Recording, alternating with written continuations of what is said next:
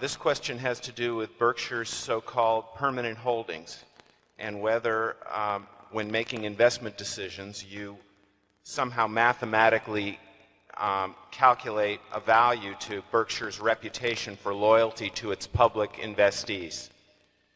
Let's say you were confident enough that Pepsi or Procter and Gamble would grow cash flow faster than Coke or Gillette would, and that the replacement value of the stock was less expensive enough to more than make up for the taxes.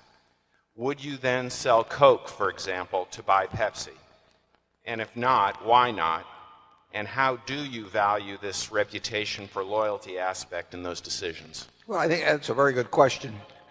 I don't think we would ever, I think it's very unlikely we would come to the conclusion that we were that certain that you mentioned P&G and Pepsi versus the ones, but some major consumer products company would do better than the ones we're in.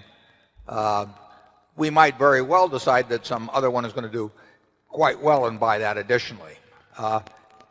As a practical matter, if I'm on the board of the company, where Charlie were to be at representing Berkshire, it's very difficult. I would say it's almost impossible for us to trade in their securities. It creates too many problems. People would think we knew something we didn't, or particularly if we were selling it. We would have people questioning very much whether we had detected something within the company that was not available to the rest of the world. So we really give up an enormous amount of investment mobility when we go on a board, and so I don't even think about doing what you're suggesting, although I might very well if I were just a money manager running the business. We certainly, and we've laid it out in the ground rules in the back of in our owner's manual back in the annual report, we've certainly said in terms of businesses we buy control of that they just aren't for sale, and a fancy price will not tempt us. And we lay out that exception relating to business where we think there's a permanent loss of cash for as far as the eye can see, or businesses where we have labor troubles, which in the day we might have had at the Buffalo News at that one period. But otherwise, simply because we can use the money better someplace else, we're not interested in it.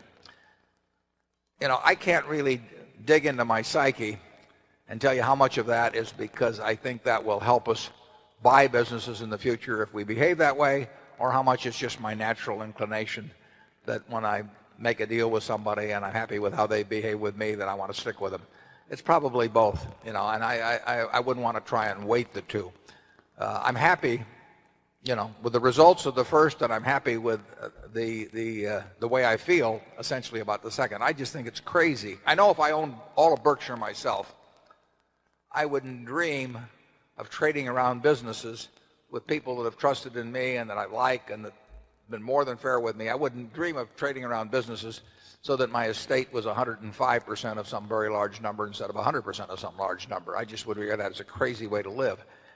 And I don't want the fact I run a public company to cause me to behave in a way that I would be uncomfortable behaving as if we're a private company. But I also feel that you as shareholders are entitled to know that that's an idiosyncrasy of mine, and therefore I lay it out, and I've laid it out for 20 years, as something that you should understand as an investor or before you become an investor.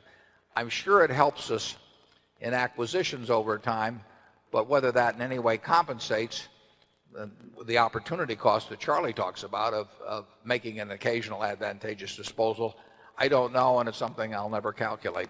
Charlie? Well, I do tend to calculate it at least roughly, and so far I think that the loyalty effect is a plus in our life. Would you regard that as true, though, in both both marketable securities and owned businesses? Oh, no, I don't think the loyalty effect in blocks of public companies is nearly as important as it is with the private companies. You can say it's a mistake for us to be directors of companies because we give up huge amount of flexibility in investment that because we are directors, and there's no question that we do. It's if you're thinking solely of making money you do not want to be a director of any company. There's just no question about that.